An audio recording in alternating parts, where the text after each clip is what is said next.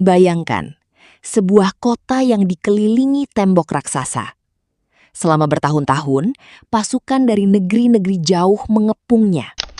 Di dalam kota, para prajurit berjuang mempertahankan keluarga dan tanah air mereka. Di luar tembok, para pahlawan Yunani menunggu kesempatan untuk menghancurkannya. Dan di tengah perang itu, ada nama-nama yang hingga ribuan tahun kemudian masih kita kenal.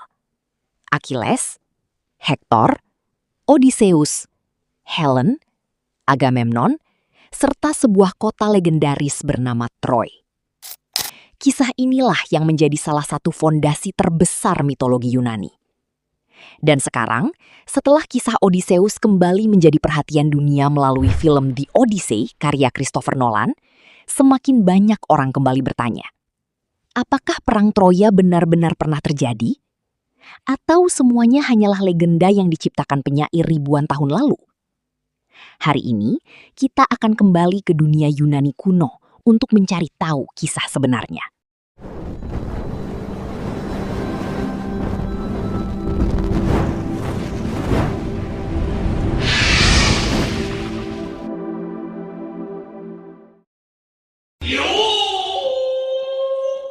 Kisah perang Troya bermula jauh sebelum pedang pertama diayunkan. Menurut mitologi Yunani, semuanya bermula dari sebuah pesta pernikahan. Pernikahan tersebut adalah antara Peleus, seorang pahlawan fana, dan Thetis, seorang dewi laut. Hampir seluruh dewa diundang. Namun ada satu yang tidak diundang. Namanya Eris, dewi perselisihan. Marah karena tidak diundang, Eris datang membawa sebuah apel emas. Di atas apel itu tertulis sebuah kalimat, "Untuk yang tercantik." 3 dewi kemudian mengklaim apel tersebut. Hera, Athena, dan Aphrodite. Mereka meminta Zeus menentukan siapa yang paling cantik. Tetapi Zeus tidak mau memilih. Sebagai gantinya, ia menyerahkan keputusan itu kepada seorang pangeran dari Troy bernama Paris. Ketiga dewi kemudian mencoba memengaruhi Paris. Hera menawarkan kekuasaan. Athena menawarkan kemenangan dan kebijaksanaan. Namun, Aphrodite menawarkan sesuatu yang tidak bisa ditolak Paris. Cinta dari wanita tercantik di dunia. Paris memilih Aphrodite. Dan wanita yang dijanjikan kepadanya adalah Helen. Masalahnya, Helen sudah menjadi istri Menelaus, Raja Sparta. Ketika Paris membawa Helen ke Troy, Menelaus murka. Ia meminta bantuan saudara dan sekutunya. Raja-raja Yunani berkumpul. Kapal-kapal disiapkan. Dan sebuah ekspedisi besar berlayar menuju Troy.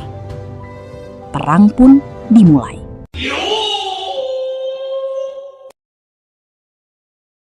Troy bukan sekedar kota biasa dalam legenda. Dalam kisah Homer, Troy merupakan kota yang sangat kuat dengan tembok besar yang hampir mustahil ditembus. Rajanya adalah Priam. Ia memiliki banyak anak, tetapi 2 putranya yang paling terkenal adalah Hektor dan Paris. Hektor adalah prajurit sekaligus pemimpin yang sangat dihormati. Berbeda dengan Paris, Hektor bukanlah sosok yang dikenal karena kecantikan atau rayuannya. Ia dikenal karena keberanian dan tanggung jawabnya kepada Troy. Sementara itu, pasukan Yunani dipimpin oleh Agamemnon, Raja Mikene, dan saudara Menelaus. Di antara para prajurit Yunani, terdapat seorang pejuang yang dianggap hampir tak terkalahkan. Namanya Achilles.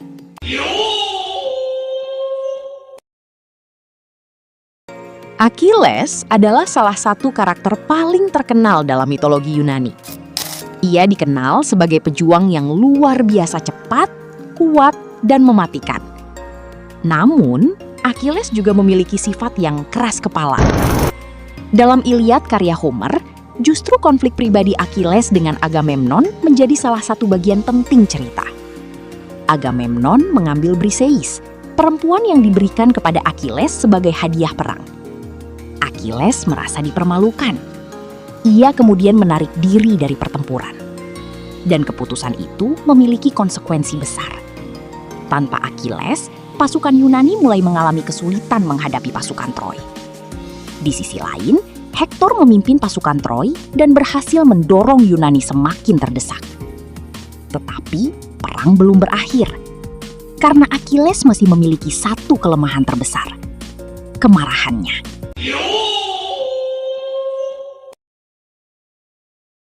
Salah satu adegan paling terkenal dalam kisah perang Troya terjadi ketika Hektor membunuh Patroclus. Patroclus adalah sahabat dekat Achilles. Ia mengenakan perlengkapan Achilles dan turun ke medan perang untuk membantu pasukan Yunani. Hektor kemudian membunuhnya. Ketika Achilles mengetahui kematian sahabatnya, kemarahannya kembali meledak. Ia kembali ke medan perang. Dan kali ini, tujuannya hanya satu, Hektor. Mereka akhirnya berhadapan di depan tembok Troy. Hektor tahu bahwa ia mungkin tidak akan selamat. Namun ia tetap menghadapi Achilles. Pertarungan berlangsung. Dan akhirnya, Achilles berhasil membunuh Hektor. Kematian Hektor menjadi salah satu pukulan terbesar bagi Troy. Namun ada satu hal penting yang sering dilupakan. Kisah ini bukanlah akhir perang Troya. Bahkan, dalam Iliad, perang belum berakhir dengan kuda kayu. Setelah Hektor meninggal, Achilles masih menjadi ancaman terbesar bagi Troy. Tetapi, seperti banyak pahlawan Yunani lainnya, Achilles memiliki takdirnya sendiri. Menurut tradisi mitologi yang berkembang setelah Iliad, Achilles akhirnya dibunuh oleh Paris. Paris menyerang Achilles dengan anak panah. Dalam versi legenda yang paling terkenal, panah tersebut mengenai tumit Achilles. Dari sinilah muncul istilah Achilles heel, yang sekarang digunakan untuk menggambarkan titik kelemahan seseorang. Namun, kisah tentang tumit Achilles tidak berasal langsung dari Iliad. Ini merupakan bagian dari tradisi yang berkembang kemudian. Dan setelah Achilles mati, perang terus berlanjut.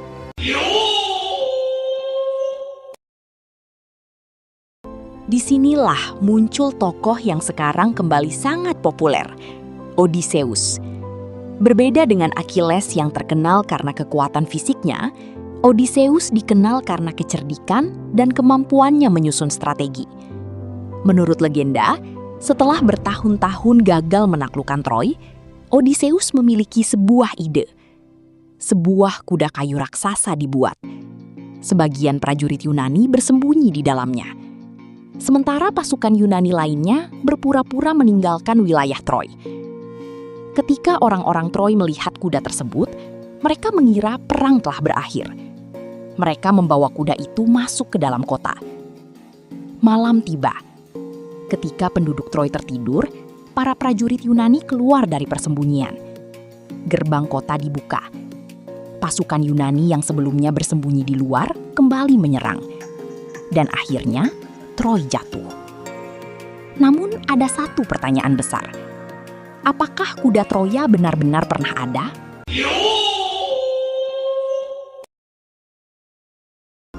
Disinilah sejarah dan mitologi mulai bertemu. Para arkeolog memang menemukan situs kota kuno Troy di wilayah Hisarlik di Turki modern. Situs tersebut menunjukkan bahwa tempat itu dihuni dan dibangun kembali berkali-kali selama ribuan tahun.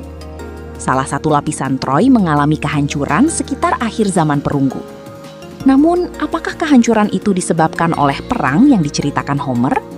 Kita belum bisa memastikan.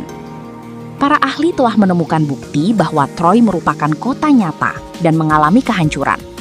Namun, bukti tersebut tidak membuktikan seluruh cerita Homer.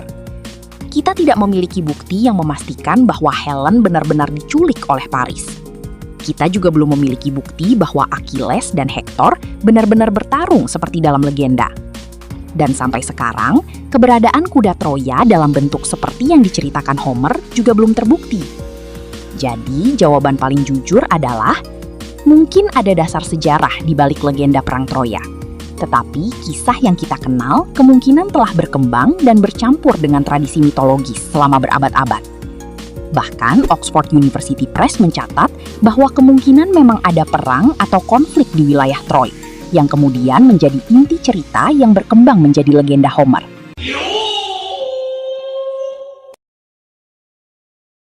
Kisah Perang Troya kemudian dikenal melalui karya yang dikaitkan dengan seorang penyair bernama Homer.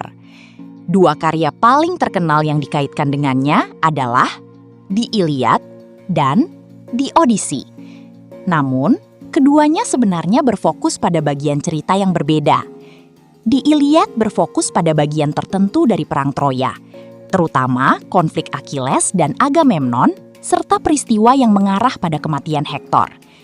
Sementara, The Odyssey menceritakan perjalanan Odysseus pulang setelah perang berakhir. Jadi, jika kamu menonton kisah Odysseus, sebenarnya kamu sedang mengikuti cerita yang terjadi setelah jatuhnya Troy.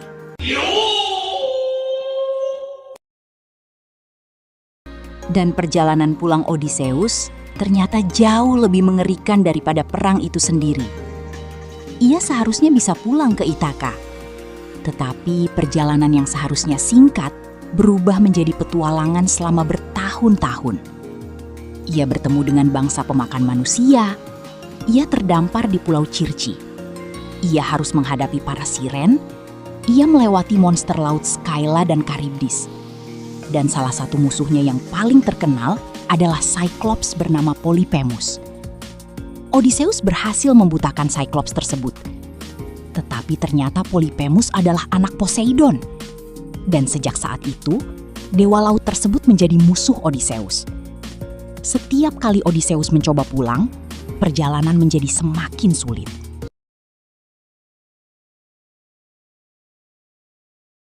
Setelah bertahun-tahun menghilang, Odysseus akhirnya kembali ke Ithaka. Namun, rumahnya telah berubah. Banyak pria datang untuk menikahi istrinya, Penelope. Mereka menghabiskan harta Odysseus dan menganggap sang raja telah meninggal. Tetapi, Odysseus tidak langsung mengungkapkan identitasnya. Ia menyamar. Kemudian, Penelope membuat sebuah tantangan. Siapapun yang mampu menggunakan busur Odysseus dan menembakkan anak panah melalui beberapa sasaran akan menjadi suaminya. Tidak ada yang mampu. Kemudian, Odysseus mengambil busurnya. Ia berhasil. Identitasnya terbongkar. Dan bersama putranya, Telemachus, ia menghadapi para pelamar tersebut. Akhirnya, Odysseus mendapatkan kembali rumah, keluarga, dan kerajaannya. Yang membuat kisah ini luar biasa bukan hanya karena ceritanya penuh perang, dewa, monster, dan pahlawan, tetapi karena kisah ini bertahan selama hampir 3.000 tahun. Homer sendiri diyakini berkarya pada sekitar abad ke-8 sebelum Masehi, sementara cerita yang menjadi dasar epiknya berhubungan dengan tradisi yang jauh lebih tua dari masa itu. Dan hingga hari ini, Troy masih menjadi objek penelitian arkeologi. Kota yang dahulu dianggap hanya sebagai legenda, ternyata memang memiliki situs arkeologis nyata di wilayah Turki modern. Itulah yang membuat Perang Troya begitu menarik. Kita berada di antara dua dunia. Dunia sejarah dan dunia legenda. Mungkin perang besar seperti yang diceritakan Homer memang pernah terjadi. Mungkin hanya sebagian kecil yang benar.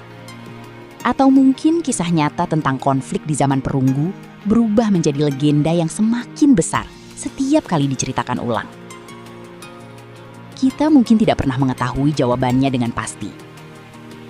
Tetapi satu hal jelas. Troy mungkin telah jatuh ribuan tahun lalu. Namun ceritanya tidak pernah benar-benar mati. Achilles masih dikenang. Hektor masih dikenang. Odysseus masih dikenang. Dan kisah perjalanan mereka terus diceritakan kepada generasi baru. Bahkan sekarang, ketika The Odyssey kembali menjadi fenomena global, minat terhadap Homer, mitologi Yunani, dan dunia kuno kembali meningkat. Jika kamu menyukai sejarah, mitologi, dan kisah-kisah misterius dari masa lalu, jangan lupa subscribe ke Historikula. Karena di balik setiap legenda, selalu ada sejarah yang menunggu untuk ditemukan.